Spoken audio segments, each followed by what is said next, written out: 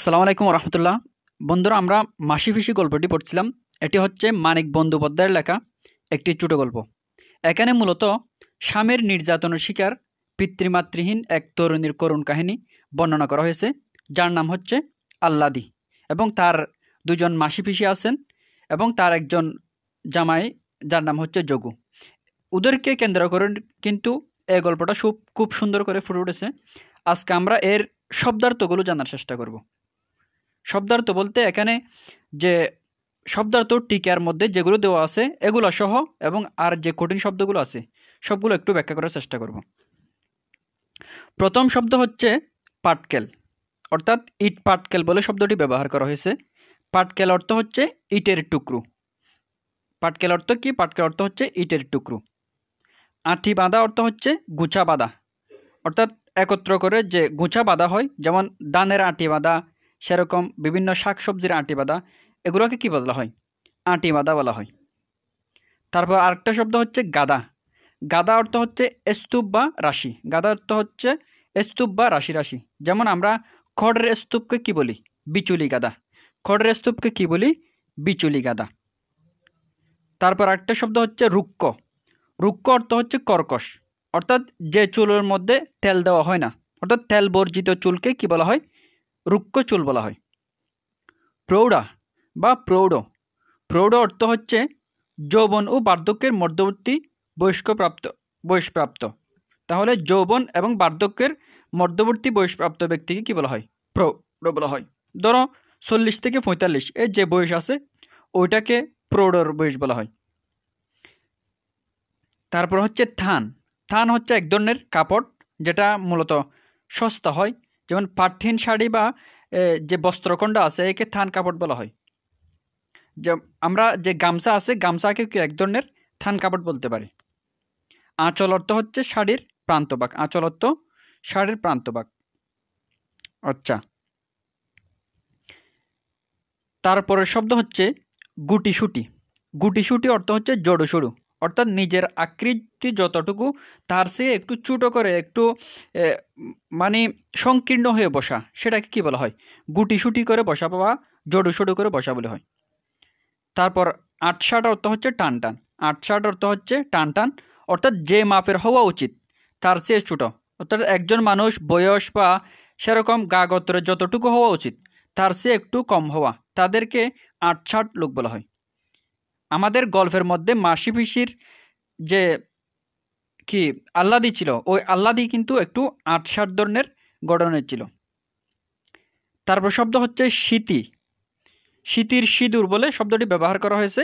স্মৃতি অর্থ হচ্ছে চুল দুভাগে বিন্যস্ত করলে মাথার উপরে যে সরু রেখা সৃষ্টি হয়, অর্থাৎ আমরা কপালের দিকে তোমরা খেয়াল করো, যদি চুলগুলো দুভাগে ভাগ করি দুই দিকে, তখন মাঝখানে যেটা উৎপন্ন হয় সেটা হচ্ছে স্মৃতি। এই স্মৃতির মধ্যে হিন্দু মেয়েরা কী দেওয়া হয়? সিঁদুর দেয়। আর সিঁদুরটা কি? সিঁদুর হচ্ছে এক ধরনের রক্তবর্ণ চূর্ণ বিশেষ, রক্তবর্ণ বা লাল রঙের কিছু চূর্ণ। এই চূর্ণগুলো মূলত পারদ এবং অক্সিজেনের বিক্রিয়াজাত কিছু চূর্ণ। এটাকে সিঁদুরকে মূলত সধবার চিহ্ন রূপে ব্যবহৃত হয়। সধবা অর্থাৎ যারা বিবাহিত তাদেরকে বোঝানোর জন্য হিন্দু সমাজে এই সিঁদুরটা ব্যবহার করা হয়। তাহলে সিঁদুর কি? সিঁদুর হচ্ছে সধবার চিহ্নস্বরূপ হিন্দু মহিলাদের স্মৃতিতে পরিহিত রক্তবর্ণ চূর্ণ বিশেষ। আচ্ছা,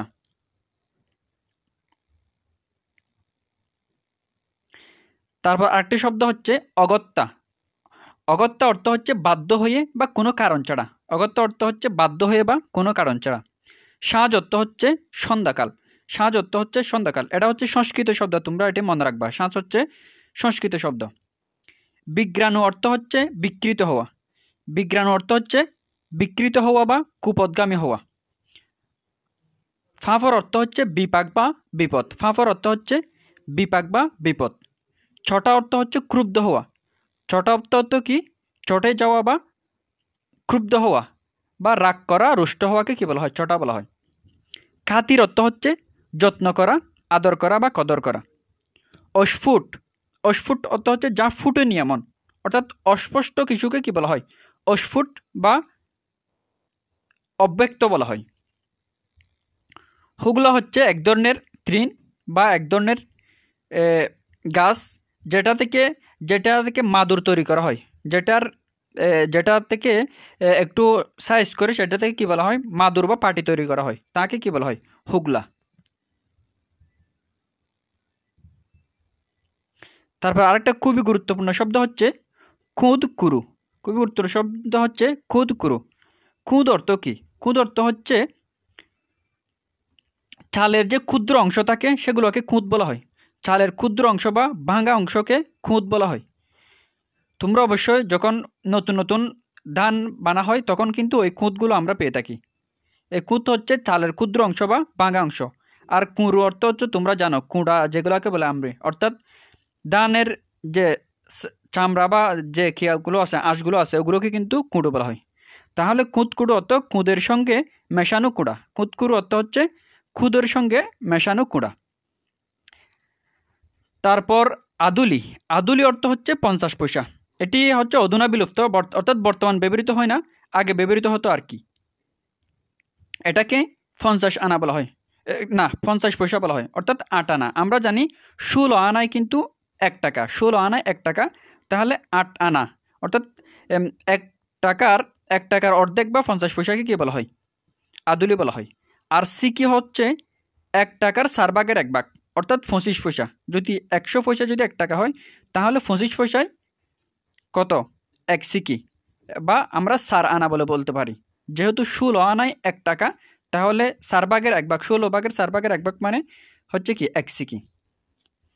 তারপর শব্দ হচ্ছে কাহিল। কাহিল অর্থ হচ্ছে দুর্বল এবং নিস্তেজ। কাহিল শব্দের অর্থ হচ্ছে দুর্বল, নিস্তেজ। গেরস্থ অর্থ হচ্ছে গৃহস্বামী। মূলত জমিদারদের কি বোঝাতে এগুলো ব্যবহৃত হতো, বা গৃহের স্বামী বা গৃহের মালিক।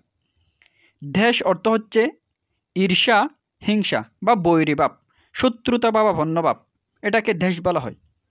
অবজ্ঞা অর্থ হচ্ছে তাচ্ছিল্য করা, উপেক্ষা করা বা অপমান করা।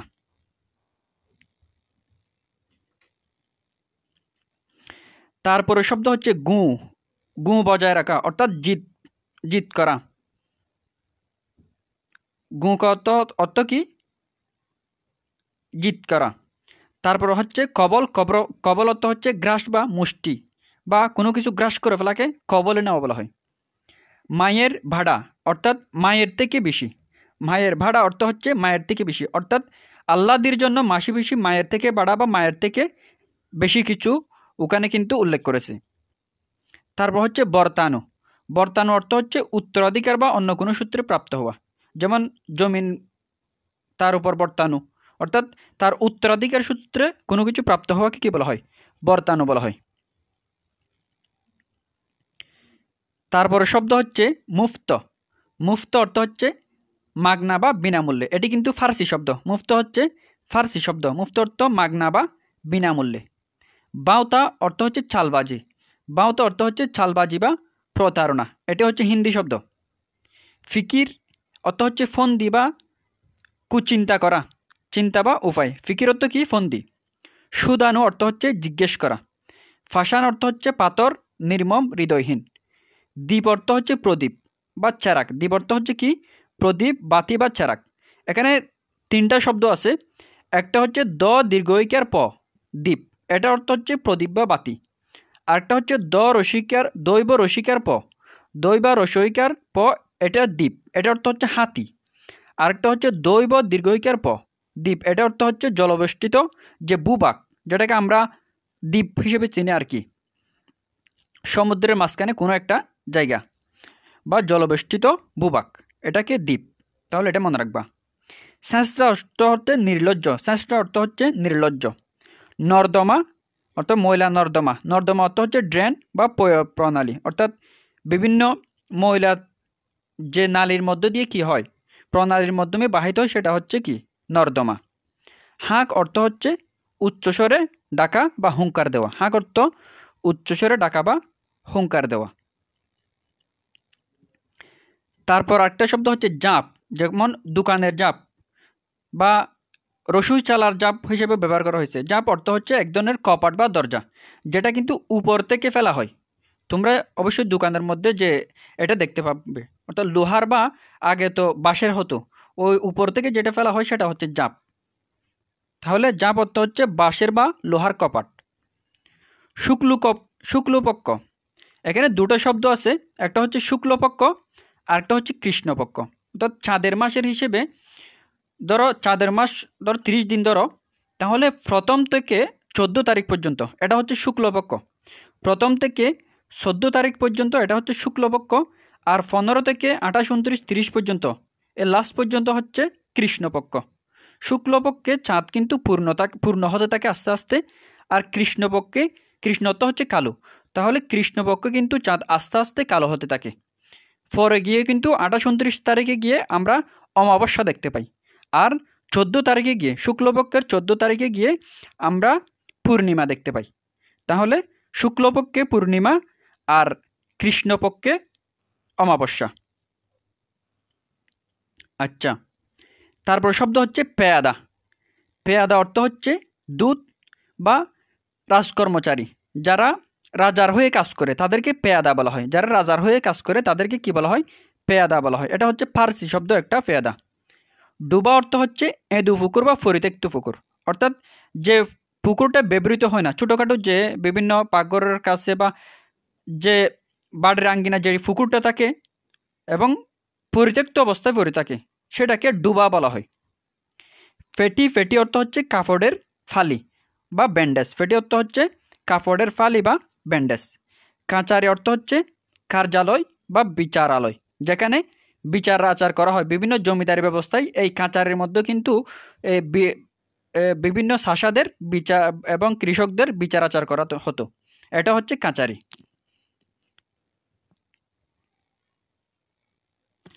তারপরে শব্দ হচ্ছে দণ্ড।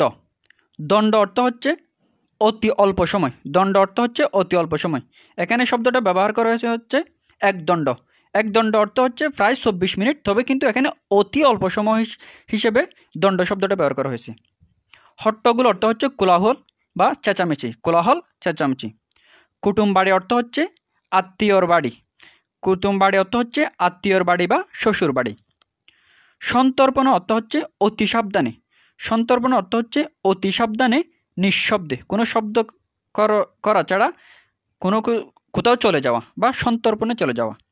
গামলা হচ্ছে এক ধরনের পাত্র বিশেষ, অদ্রগোলক পাত্র বিশেষ, যেটা মূলত পানির জন্য বা কিছু তরিতরকারি রাখার জন্য ব্যবহার করা হয়।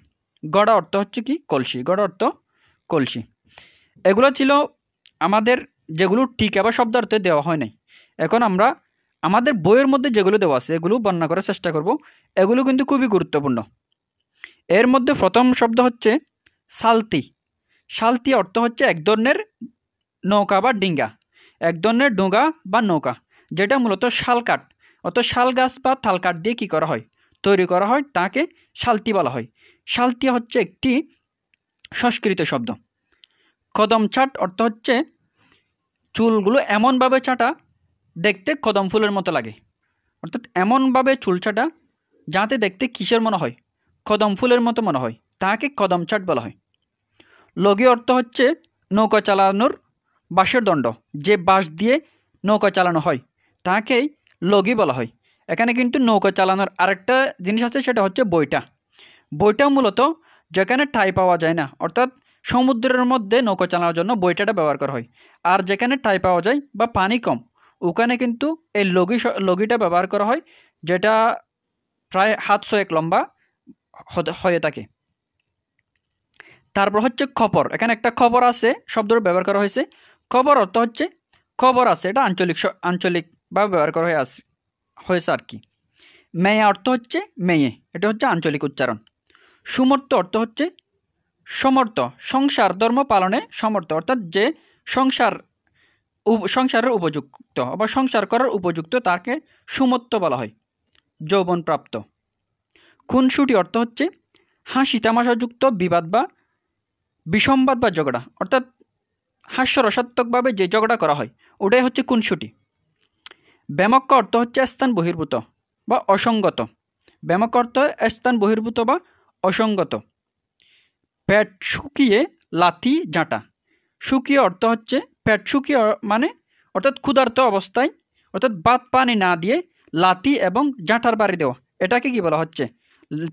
পেটে শুকিয়ে লাথি চাটা অর্থাৎ পর্যাপ্ত খাবার না জুগিয়ে কষ্ট দেওয়ার পাশাপাশি লাঠি চাটার মাধ্যমে শারীরিক নির্যাতন করাকে কি বলা হয়? পেটে শুকিয়ে লাথি চাটা বলা হয়। তারপরে শব্দ হচ্ছে কলকে পোড়া চেকা। কলকে পোড়া চেকা। তোমরা এখানে প্রথম শব্দ হচ্ছে কলকে বা কলকি। কলকি হচ্ছে আগে যে তামাক সেবনের জন্য হুকা ব্যবহার করা হতো, ওই হুকার একটি অংশ হচ্ছে এই কলকি। এই কলকির মধ্যে মূলত যে কয়লা বা অন্যরকম আগুন ধরার জন্য জিনিসগুলো দিত, ফলে কিন্তু ওই কলকিটা কি হয়ে যেত? গরম হয়ে যেত। তাহলে এই কলকিটার কি দেওয়া হচ্ছে? আগুন দেওয়া হচ্ছে। আমরা কিন্তু এই কলকি নিয়ে একটা গানও শুনতে পাই, যেমন বড় কলকি মারোটান গাঞ্জা বাবার আশেখান, এরকম কিন্তু একটা কি আছে, গানও আছে। এই কলকিটা হচ্ছে মূলত এই হুকার, যে হুক্কা ব্যবহার করা হতো ওই হুকার কিন্তু একটা অংশ বিশেষ, যেটার মধ্যে কয়লা ইত্যাদি দেওয়া হয়, ফলে কিন্তু এটা গরম থাকে। আচ্ছা, কলকে পোড়া চাকা। তামাক সেবনে ব্যবহৃত হুকার উপরে কলকেতে যে আগুন থাকে তা দিয়ে দগ্ধ করা। আচ্ছা, ডালের বড়ি। এক ধরনের বড়ি যেটা কিন্তু চাল কুমড়া এবং ডালের সংমিশ্রণে তৈরি করা হয়। চাল কুমড়া এবং ডালের সংমিশ্রণে তৈরি করে এবং রুদ্রে শুকাতে দেওয়া হয়, পরে কিন্তু ওইটা সবজি এবং মাছ মাংসের সঙ্গে রান্না করে খাওয়া হয়। এটা হচ্ছে ডালের বড়ি। পাঁচশোটা অর্থ হচ্ছে ছাই বর্ণ বিশিষ্ট, অর্থাৎ ছাইয়ের মতো হয়ে যাওয়া। ছাই তো তোমরা চিনো অবশ্যই, অর্থাৎ কাঠ ফুললে যেটা হয় সেটা হচ্ছে ছাই। তাহলে পাঁচশোটা অর্থ হচ্ছে ছাই বর্ণ বিশিষ্ট বা পাংশু বর্ণ, পাণ্ডুর একটু ফ্যাকাশে হয়ে যাওয়া। ব্যঞ্জন অর্থ হচ্ছে রান্না করা তরকারি। ব্যঞ্জন অর্থ হচ্ছে রান্না করা তরকারি। বাজারে তোলা। তুলা অর্থ হচ্ছে ওই যে ঠিকাদাররা যেটা তোলা আর কি, বাজার থেকে। বিশেষ করে তোমরা কুরবানি গরুর বাজারের মধ্যে এটা দেখতে পাবে। অর্থাৎ বাজারের বিক্রেতাদের কাছ থেকে আদায় করা খাজনাকে কি বলা হয়? বাজারের তোলা বলা হয়। রসুই চালা অর্থ হচ্ছে রান্নাঘর। রসুই চালা অর্থ হচ্ছে রান্নাঘর। যে চালার নিচে রান্না করা হয় সেটা হচ্ছে রসুই চালা। কাটারি অর্থ হচ্ছে কাটবার অস্ত্র। ধরো দা হতে পারে, চুরি হতে পারে, এগুলো হচ্ছে কি কাটারি। কাটারি অর্থ হচ্ছে কি কাটবার অস্ত্র, যে যন্ত্র দিয়ে বা অস্ত্র দিয়ে কাটা হয় সেটা হচ্ছে কাটারি। এরকি। এরকি এটি হচ্ছে ইয়ারকি শব্দের আঞ্চলিক উচ্চারণ। এরকি হচ্ছে ইয়ারকি শব্দের আঞ্চলিক উচ্চারণ। আর ইয়ারকি অর্থ হচ্ছে হাস্য, পরিহাস বা রসিকতা। ইয়ারকি অর্থ হচ্ছে রসিকতা করা। মানুষ বলে না ইয়ারকি করিস না। আচ্ছা, এই ছিল কিন্তু মাসি পিসি গল্পের শব্দার্থসমূহ, কঠিন শব্দার্থসমূহ। আশা করি তোমরা বুঝতে পেরেছো এবং উপকৃত হয়েছো। যদি উপকৃত হয় অবশ্যই তোমার বন্ধুকে কি করবা জানাবা। জাজাকুমুল্লাহ ফর ওয়াচিং।